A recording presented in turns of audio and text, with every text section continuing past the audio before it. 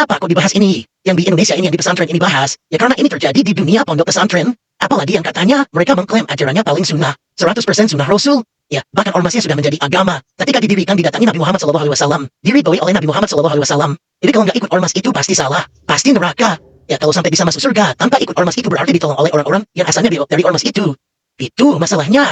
Dan kalau masalah kita bersedih dengan adanya berita-berita yang seperti itu, ya sedih. Siapa yang nggak sedih? Sedih orang yang mengaku bahwa mereka ini kiai, ahli tasawuf, ya ternyata melakukan cabul, ternyata melakukan sodomi. Ya sedihlah siapa yang nggak sedih, apalagi orang tua, sang korban, bukan sedih lagi trauma. Bahkan Assalamualaikum warahmatullahi wabarakatuh. Alhamdulillah wassalatu wassalamu ala rasulillah wa ala alihi wa sahbihi wa man wala amma ba'du.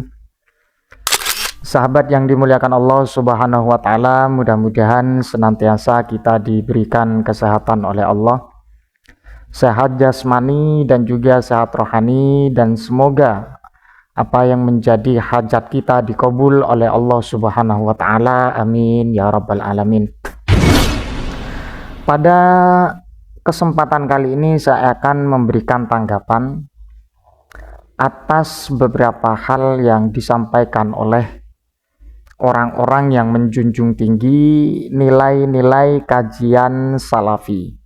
Kenapa kok dibahas ini? Yang di Indonesia ini, yang di pesantren ini bahas, ya karena ini terjadi di dunia pondok pesantren. Apalagi yang katanya mereka mengklaim ajarannya paling sunnah, 100% sunnah Rasul. Ya, bahkan ormasnya sudah menjadi agama. Ketika didirikan didatangi Nabi Muhammad SAW, diridhoi oleh Nabi Muhammad SAW. Jadi kalau nggak ikut ormas itu pasti salah, pasti neraka. Ya kalau sampai bisa masuk surga tanpa ikut ormas itu berarti ditolong oleh orang-orang yang asalnya dari ormas itu. Itu masalahnya.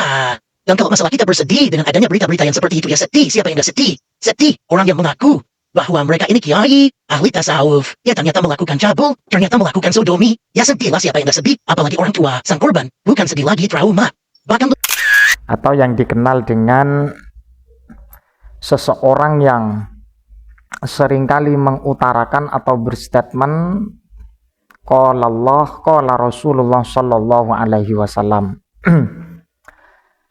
Tapi pada dasarnya perlu kita ketahui, di saat mereka-mereka ini memberikan statement atau memberikan pendapat bahwa apa yang telah dikerjakan oleh kalangan ulama atau para kiai yang notabene-nya pengasuh pondok pesantren yang bermanhaj atau yang mempunyai pola pikir ahlus sunnah wal jamaah, mereka sangat tidak sepakat sekali.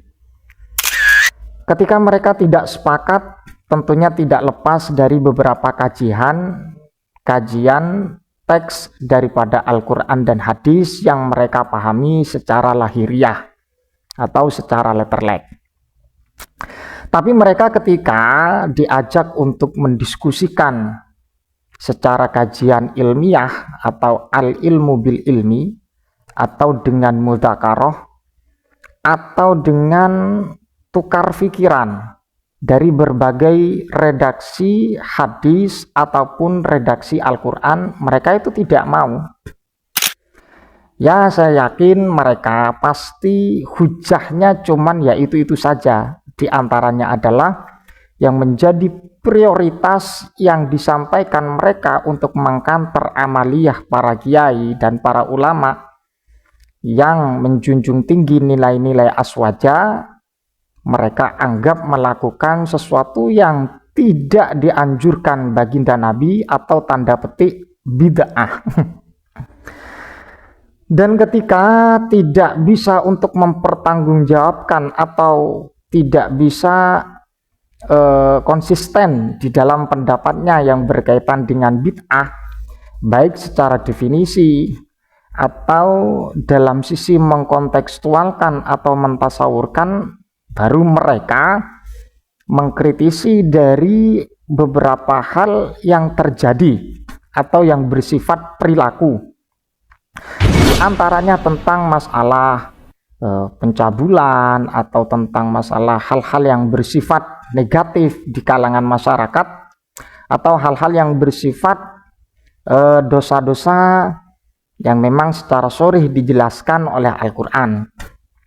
Mereka tidak mampu untuk mengantarkan dirinya untuk berhujjah secara istiqomah, tapi mereka malah mengkanter perilaku. Jadi dua hal ini perlu saya pisahkan. Kalau memang berbicara tentang ilmu, monggo silahkan, dan harus dipertanggungjawabkan, dan harus siap untuk mengutarakan sesuai dengan apa yang menjadi kajian-kajian kita, khususnya dalam konteks bid'ah atau dalam kajian-kajian sunnah, karena mereka ini ya paling sunnah. Lah ketika tidak bisa untuk mempertanggungjawabkan atau konsistensinya tidak begitu maksimal, baru mereka mengkanter pondok pesantren yang bersifat akidah ahlus sunnah wal jamaah dengan hal-hal yang berbentuk negatif, mulai dari pencabulan dan kemudian dari hal-hal yang pokoknya bukan yang bersifat ilmu lah, tapi yang berkaitan dengan perilaku. Kita harus tahu, kalau kita mau membahas perilaku, ya membahas perilaku. Kalau kita membahas tentang kajian ilmu, ya harus kita membahas dengan kajian ilmu. Tapi aneh. Mereka itu satu hal yang perlu saya sampaikan dan perlu diperhatikan, mereka itu minim dalil. Dalilnya memang sangat begitu minim, sangat kecil sekali. Dan menjadi jurus utama adalah bid'ah. Mulai dari tahlilan, dan mulai dari maulid, mulai dari tawasul, dan seterusnya. Pokoknya sesuatu yang menurut mereka tidak sesuai dengan ajaran baginda Nabi, atau tidak sesuai, atau tidak ada di masa Rasulullah SAW, itu dianggap sesuatu yang melanggar baginda Nabi, melanggar aturan Nabi. Kan sangat begitu kecil pola pikirnya ya.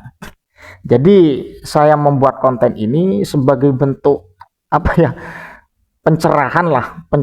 Kalau memang berbicara tentang ilmu, monggo silahkan tanggapi dengan ilmu apa yang diutarakan oleh kalangan ahlus sunnah wal jamaah ketika mengkanter dengan tentang masalah konteks bid'ah, maulidan.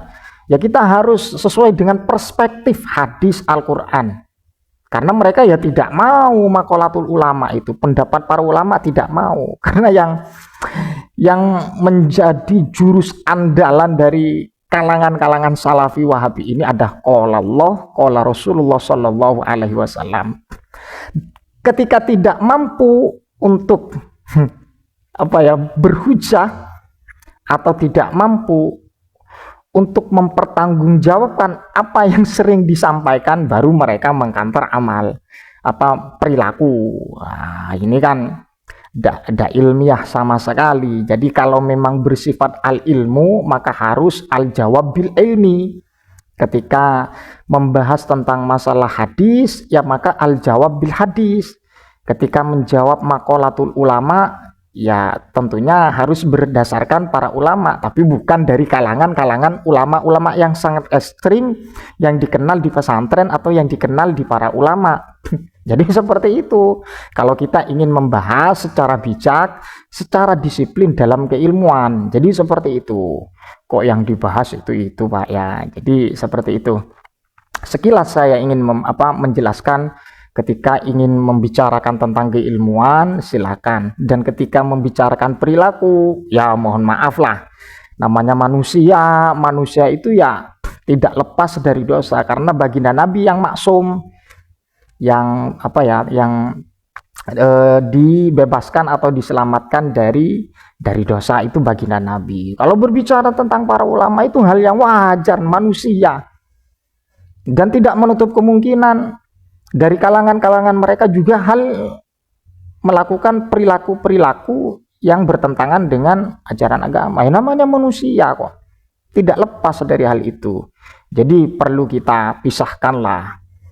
Kita bahas perilaku, kita bahas ilmu, ya kita harus tahu ada ada garis besarnya yang perlu kita dipertimbangkan. Wallahu a'lam bishawab, mudah-mudahan bermanfaat. Ihdinas shiratal mustaqim. Assalamualaikum warahmatullahi wabarakatuh.